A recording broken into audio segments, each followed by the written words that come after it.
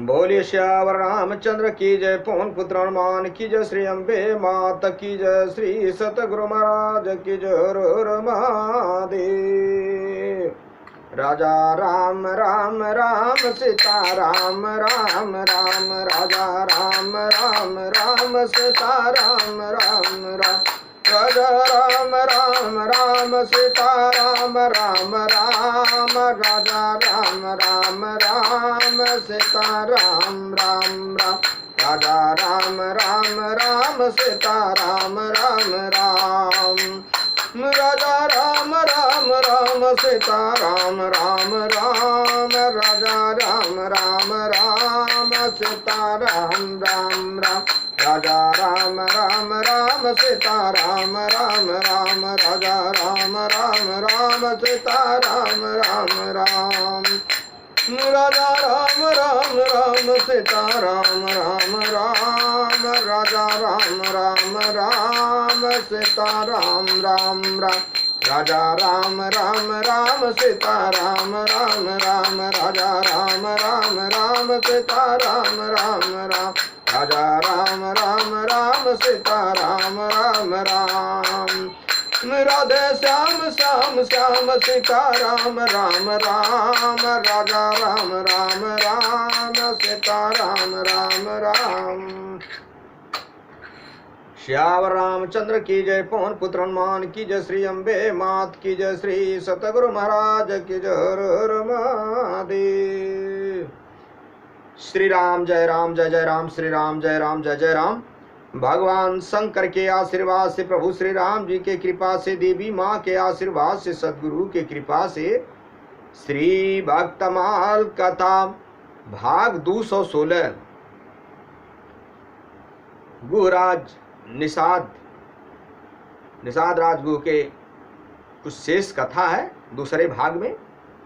कल आप लोगों ने निषाद राजगुह के कथा सुन रहे थे, उसमें कैसे निषाद राज जी जब अपने घर से चले भगवान राम के यहाँ अयोध्या आने के लिए, तो रास्ते में उन्होंने सरयू नदी में स्नान करने लगे। अपने खड़ाहूँ रख करके चारों भाइयों के लिए खड़ाहूँ ले आए थे। तो इधर राम लक्ष्मण शत्रुघ्न भरत चारों जन बचपन में अपना खेल खेल में निकाल के पहनने लगे। यही सोच रहे हैं, उनका मन हृदय भी गवाही कर रहा है कि यही लगता है कि दशरथ नंदन राम है हमारे आराध्य। आगे की कथा आप सुनिए। गुह के हृदय का कथन ही समर्थन बालकों ने भी किया। वे बोले, सखा महाराज कुमार हम ही हैं। जब वो पूछे कि क्या आप दशरथ राजकुमार आप लोग हैं, दशरथ नंदन राजकुमार आप ही लोग हैं, तो महाराज हम ही। गुह की आंखें सजल हो गई, हाथ जुट गए, शीश झुक गया। चरणों पर गिर के पूर्व ही राजकुमारों ने हाथों से थाम लिया। श्री राम लक्ष्मण ने दाहिना हाथ पकड़ लिया, श्री भरत शत्रुघ्न ने बायां हाथ पकड़ लिया और लिबास ले चले। अपने मित्र को महल की ओर गुह गदगद है। कृपा को विचार कर श्री चक्रवर्ती जी चकित हैं। शंख प्रेम को देखकर राजकुमारों ने पिताजी को प्रणाम किया। गुह ने सधु पुलकित सुशिष नयन पुलकित तन बीबल बाड़ी से हाथ जोड़कर अभिवादन किया। श्री राम जी ने अपने नए सखा का परिचय दिया। श्री दशरथ जी ने जैसे अपने पुत्र को हृदय से लगाया, वैसे ही गुह को भी हृदय से लगा लिया। श्री दशरथ जी ने देखा राम बड़े प्रसन्न हैं अपने इस सखा से, और सखा ने भी तन मन प्राण ने उछावर कर दिया है। उनके ऊपर महाराज ने रोक लिया। गुह को श्री अयोध्या में बहाना यह बनाया कि तुम यहाँ रहकर मेरे पुत्रों को धनुर्विद्या का अभ्यास कराते रहो, वन में शिकार खेलना सिखाया करो। गुह के लिए तो मानो जन्म रंग जनु पारस पावा। सत्योपाख्यान ग्रंथ में विस्तार से राजकुमारों का गुह के साथ वन क्रीड़ा का प्रसंग वर्णन किया गया है। आप लोग यथा सुनिए। एक बार श्री राम जी ने अनुज और सखाओं से कहा कि आज वन में जो प्रथम शिकार सामने आएगा उस पर सरसंधान मैं करूंगा। यही दूसरा कोई बार करेगा तो मैं, यदि दूसरा कोई वार करेगा तो मैं उसे पिताजी से कहकर दंड दिलवाऊंगा। सब लोग सजग हो गए। संयोग की बात, वन में पहुंचते ही एक सिंह सामने आ डटा। लोग जहां के तहां खड़े हो गए। श्री राम सरसंधान में विलंब कर रहे थे। सिंह ऊपर टूटने ही वाला था। अनुज एवं अन्य सखा श्री राम आज्ञा का पालन करते हुए अपने स्थान पर थे। गुह ने अपना कर्तव्य निश्चित कर लिया। जो भी दंड मिले मैं सह लूंगा, परंतु मेरी आंख के सामने सिंह के द्वारा कोई अनिष्ट मुझे सह नहीं। इन्होंने तत्काल एक सांग चलाई। निशाना सिंह के द्वारा सिंह मारा गया। श्री राम के हृदय में भक्त वत्सलता उमड़ रही थी। अन्य सशंक हो रहे थे कि इन्होंने श्री राम की आज्ञा का उल्लंघन किया। पता नहीं कौन सा दंड मिलेगा। सियावर रामचंद्र की जय। निषाद राजगुरु प्रसन्न हो रहा था। अपने मित्र को सकुशल देखकर लोग वन विहार कर घर लौट आए। सबने देखा श्री राम के श्रीमुख से गुह का गुणगान सुनकर श्री चक्रवर्ती महाराज राजाधिराज श्री दशरथ जी अपने हाथ का आभूषण गुह के हाथ में पहना रहे हैं, हृदय से लगा रहे हैं तथा तुरंत ही श्रृंगवेरपुर के राजा होने की घोषणा कर देते हैं। सियावर रामचंद्र की जय।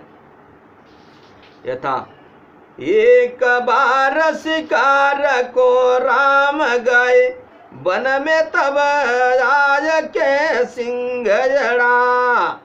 भरतादिक संग सखा सकुचे सुनी के रघुनाथ के सो बढ़ा। समया पर सेवक ढीड़ न जानी, निषाद झपट के सांग जड़ा। श्रृंगवेर को राजब कसम, दिए पहिराय दियो निज हाथ कड़ा। धन्य है मेरे परम पिता परमेश्वर प्रभु श्री राम जी। भगवान श्री राम जब वन जाते समय श्रृंगवेरपुर आए तो उस समय निषाद राजगुरु ही वहां का राजा था। अपने मित्रों को वनवासी के रूप में देखकर उसे बहुत कष्ट हुआ और उसने हाथ जोड़कर विनय की कि आप इस श्रृंगवेरपुर का राज्य करें और यहीं रहें। परंतु श्री राम जी ने उसे माता पिता की आज्ञा बताकर अपने वनवास का निश्चय बताया। इस प्रकार निषाद राजगुरु भगवान श्री राम का सच्चा मित्र और भक्त था। श्री राम जी के प्रति उसकी इतनी निष्ठा थी कि भरत को सेना सहित आते देखकर वह उनसे युद्ध के लिए तैयार हो गया। परंतु जब उसे भरत जी के आंतरिक भाव का पता चला तो उनका श्री राम जैसा ही स्वागत किया। धन्य है निषाद राजगुरु और धन्य है उसकी संख्य भक्ति। सियावर रामचंद्र की जय। प्रियदास जी गुह की उपयुक्त प्रेममयी भक्ति का निम्न कवित्व में इस प्रकार वर्णन किया है, आप लोग भी सुनिए। भीलन को राजा गुह राम अभिराम प्रीत भयो, बनवास मिलयो मार्ग में आई के, करऊँ राजजू विराज सुख दीजे, मोको बोल चैन साज तजियो आज्ञा पितु पाई के। दारुण वियोग कुलात दृग अश्रुपात पीछे लोहु जातव सकय कौन गाई के। रहे नैन मुदि रघुनाथ बिन देखूं कहाँ आ प्रेम रीत मेरे ही रही छाई के। वनवास की लीला समाप्त करके 14 वर्षों के बाद पुष्पक विमान पर बैठकर जब श्री रघुनाथ जी आए तब आपके साथी भीलों ने कहा कि प्रभु पधारे हैं, उनका दर्शन कीजिए। पर निषाद राज को विश्वास नहीं हो रहा था। वे वियोग से व्याकुल होते हुए बोले, मैं फिर से श्री राम जी को पाऊं, ऐसा मेरा भाग्य कहाँ। इतने में श्री रामचंद्र जी आ गए और प्रेम से मिलकर बोले कि मैं आ गया, मुझे देखिए। निषाद राज ने भगवान के श्रीअंग को स्पर्श करके पहचाना और प्रभु लिपट गए। स्पर्श प्राप्त कर दिव्य सुख सागर में डूब गए। उनके गए प्राण मानो पुनः आ गए। निषाद राज ने अपने को परम सौभाग्यशाली माना। 14 बरस पीछे जाए रघुनाथ नाथ साथ के जय भील कहीं आए प्रभु देखिए। बोलो अब पाऊं कहाँ होत न प्रीति क्यों हूँ प्रीति करी मिले राम कहीं मोह को पेखिए। परस पिछाने लपटाने सुख सागर समाने प्राण पाए मानव भाग भाल लेखिए। प्रेम की जुबात क्यों हूँ बनी में क्षमात नहीं अति अकुलात कहूँ कैसे भी सीखिए। श्यावर रामचंद्र की जय। मेरे भाइयों, मेरे मित्रों, मेरे बंधुओं, ईश्वर सत्य है, जगत मिथ्या है। बड़े भाग्य मानुष तन पावा सुर दुर्लभ संतन ग्रंथन गावा। ये मनुष्य का शरीर साक्षात मोक्ष का दरवाजा है। ये बड़े भाग्य से मिला है, इसे पा करके व्यर्थ न करें। हर पल हर घड़ी कहीं भी कैसे भी हरि का भजन करें। चलते फिरते उठते बैठते सोते जागते राम नाम कृष्ण नाम नारायण नाम का जपन करें। भगवान का दर्शन स्पर्शन संत सेवा गुरु सेवा ब्राह्मण सेवा करते हुए अपने जीवन का कल्याण करें। श्यावर रामचंद्र की जय। ये तो मुख छोटा से निषाद राजगुरु की बड़ी कथा है, कहाँ तक वर्णन करूं। ये छोटे भगवान के थोड़े से धूल कण के, मिट्टी के कण की चरण धूलि के बराबर से कुछ वर्णन आया मेरे मुख में, मैंने इसको वर्णन किया। आगे भगवान की तो अगाध महिमा है, सखा और भक्त और भगवान की, इसको क्या कोई वर्णन करेगा। मेरे भाइयों, मेरे मित्रों, मेरे बंधुओं, भगवान की पूजा पाठ कैसे भी चलते फिरते करिए। आगे की कथा अब अगले भाग में रहेगी। कथा विसर्जन होता सुनो पवन कुमार राम लखन सीता सहित मुँह पर करऊं कल्याण।